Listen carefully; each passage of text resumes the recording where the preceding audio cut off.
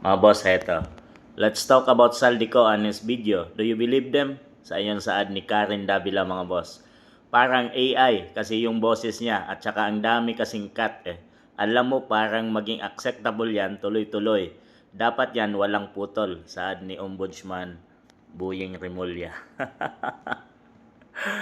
Ang dating gusto nilang maging witness doon sa Senate hearing ng flood control, mga boss, ay bigla na naging kalaban ngayon.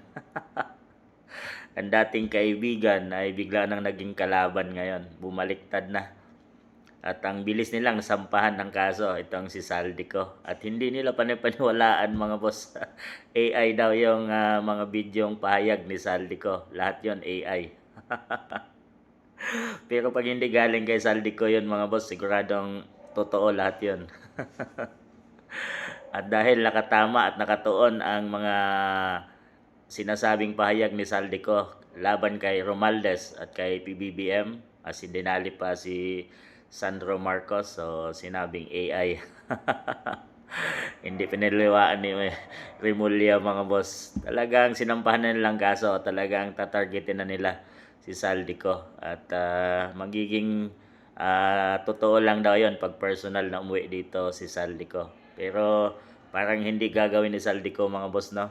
Dahil baka daw magkaroon ng Ninoy Aquino the second.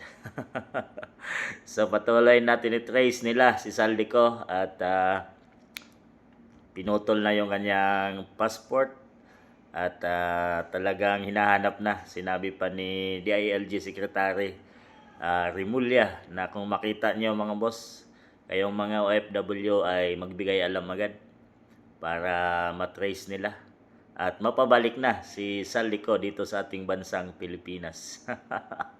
So yan, mga boss, ating abangan kung anong susunod na gagawin ng ombudsman na parang dating kakampi ngayon nagiging kalaban na nila si Saldico, mga boss.